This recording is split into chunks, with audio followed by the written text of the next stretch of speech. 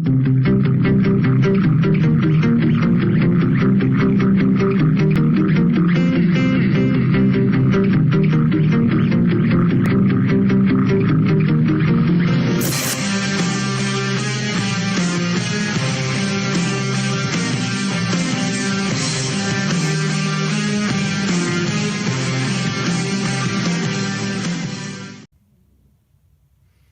guys, Jason Leno here. Today's video is going to be accumulation of pretty much all my styles of videos, and that's updates, announcements, and probably training.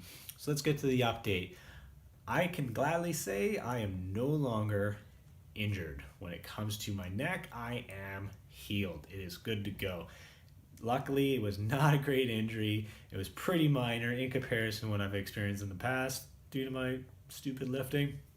And I was able to successfully just rehab it on my own with some minor stretching and some, neck exercises. They do work. They are beneficial. They do look weird, but honestly, don't knock them till you try them. That's another video though.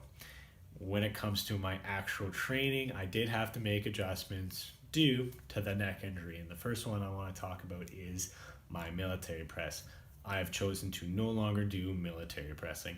I am still going to do overhead pressing, so like a push press, but I'm not going to do the military press. And the reason why I've chosen to not do that anymore is because, when it came to my neck injury, I couldn't do it. So I decided to utilize push pressing. And, I like it. I like it a lot. I don't feel the same kind of strain in the rear chain that I used to in comparison to the military press, and I'm still able to handle a decent amount of weight, obviously due to the inertia from the drive. But when it comes to my actual powerlifting, I don't really need to be good at military pressing, right? So what's the point in being strict about it? Like, I'm not bragging that I have a great military press or anything like that. All I really want to focus on is moving a decent amount of weight so it's able to transfer over to my other movements. And with a push press, I guarantee I'm going to be able to do that, and it's not going to be any more beneficial than any other overhead press. So I'm just going to stick with that. When it comes to the squat, I did have to make adjustments. I did have to drop my chin. It was something that I couldn't argue. Didn't matter what I said. Clearly, it was what caused the injury in the first place. So I needed to make the change, and I needed to drop my chin to have more of a neutral spine. The only downside of doing this is, the old saying where you look where you want to go. That's kind of what's happening with my squat. I'm still able to squat a decent amount of weight. However, I'm not as stable as I want to be because, I'm looking down. So naturally when I squat, I'm leaning forward, and that's not something I really want to continue doing. So it's something I really have to focus on improving.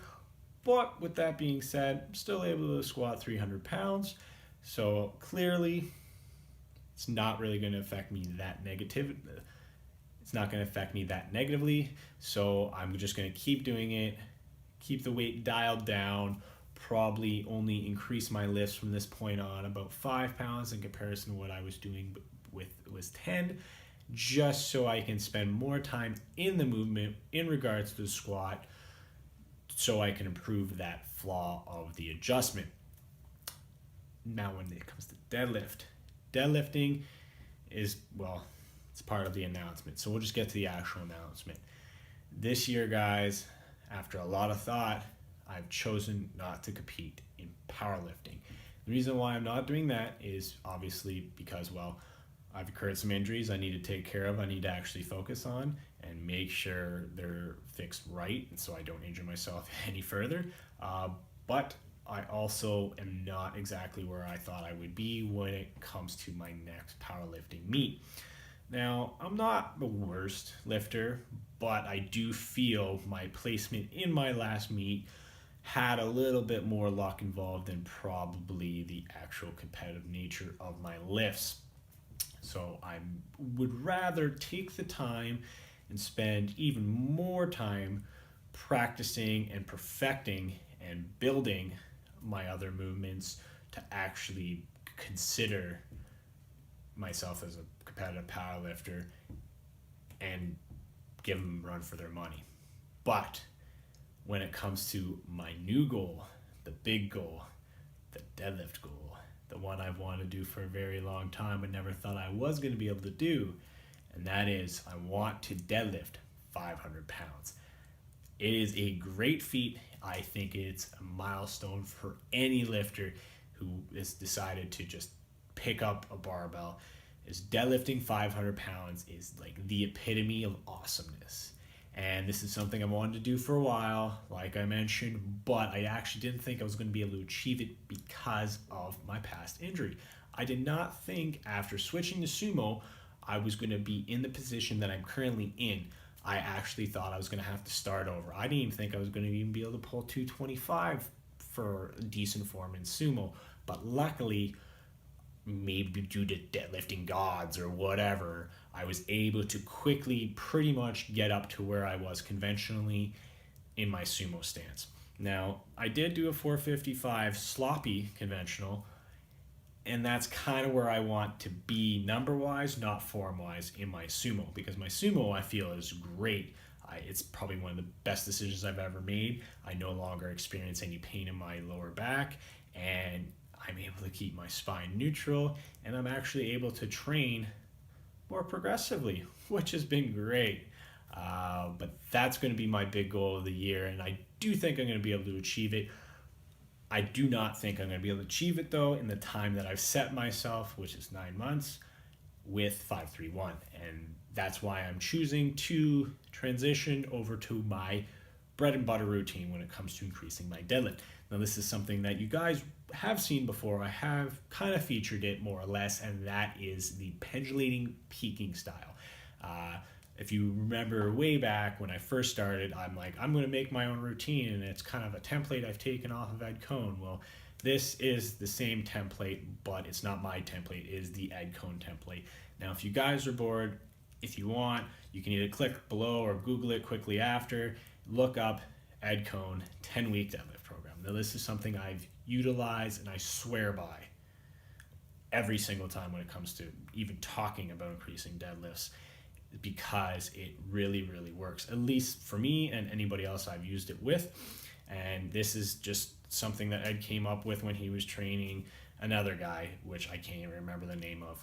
We'll put name right here. And it worked really, really well. And in fact, for me, when I first started, I did it with like 345, and I was up to be able to get up to 405 pounds within like 12 weeks. Next time I did it, I went from 430 to 455. Like, you can't argue that. Those are results, guaranteed results. I'm able to do that twice. What's the point in sticking to something when I know I'm able to get a large increase within a short span?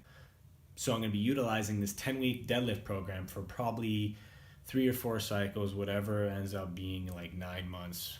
So yeah, probably like 4 cycles, I think. Either way, it's going to be awesome.